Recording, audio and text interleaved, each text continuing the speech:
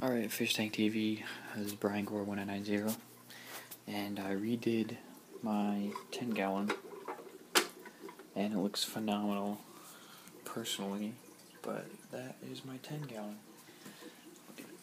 Sit down here so I can steady it better. I'll do a little outside view, just a little bit. That is a 10-gallon. Trying to hold as steady as I can. There's a new little cave I bought.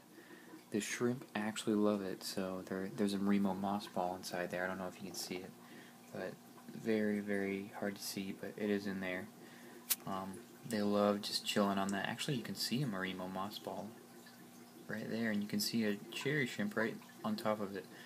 But yeah, that's my new tank. I rescaped it, put some sand in there because I'm tired of dirt.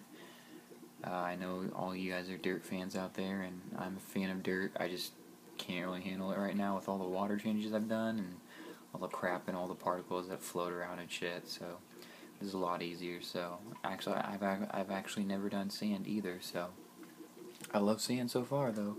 But yeah. So I mean, it goes from one tank to the other, one being cloudy. So. But I just got some hornwort in the left, a rock formation cave kind of thing that I did with the left. With the rocks that I have in the old tank, the same 10-gallon, but when it was dirted. Currently munching on algae wafers right now. There. Let's see if we can focus some more. There we go. Those are my pink ramshorns, and as you can see on the bottom right, there's some buried Malaysian trumpet snails. Yes, that pink ramshorn is deserted because a few of them get caught on that filter right there, and it literally sucks them in. So I had to basically rip one off, basically in half, because he wasn't able to be saved because he couldn't get out. So I think he was already dead as well.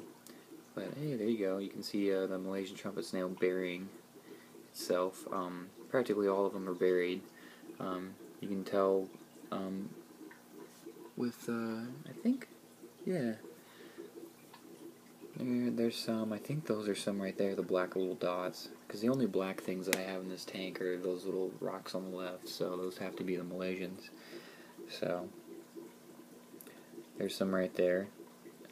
Very hard to see though, but yeah, and on the underside you can, I'm not sure if you can see, but there's eggs there. So, there's eggs, the snail eggs, so I'm pretty happy about the snails mating. Literally, and as soon as I put them in, they just started having sex right off the bat, which is cool with me. Just, make babies, hopefully. So, that's the update on my 10-gallon. I've got the same filters I had, a sponge filter, just in case the shrimp start to breed. I can easily switch it out with the second one, or just have that one right there, because it's got some pretty good oxygenation that was going on there. I've got some frog bit. Very little duckweed. I took most of the duckweed out, but I'm sure it'll multiply soon or whatever. I'm not too worried about the duckweed. I've got 50 frog bit coming in, so I might put some in here. I mean, the tank is clear as day. I've never had a tank this clear, but it's just amazing. I think this is the sexiest tank I've ever made. So, questions, comments, concerns, whatever. Questions about the tank, what I have, what I'm running, whatever. I'm still running the old lighting because I've got the T5 high outputs on the cloudiest fuck 40-gallon. There's no fish in there, so don't worry. I did a partial water change yesterday on here. It was so cloudy, like you couldn't see anything. Now you can actually see the driftwood a bit. And I'm going to do another water change today. Hopefully that just clears it up. I mean, gradually doing water changes on a daily basis, just one water change a day.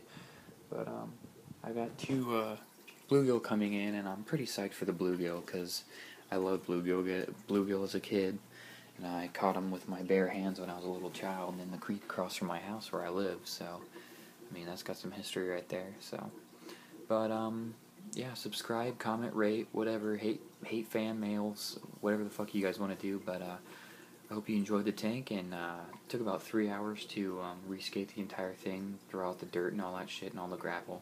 because I didn't want to salvage the gravel because that'd take too long trying to siphon it out and all that crap, you know, like clean it out and stuff. So if you guys like the tank, let me know. This is probably my favorite part of the two right now, just because it's super clear and I just fucking love it. The Nubius are doing good.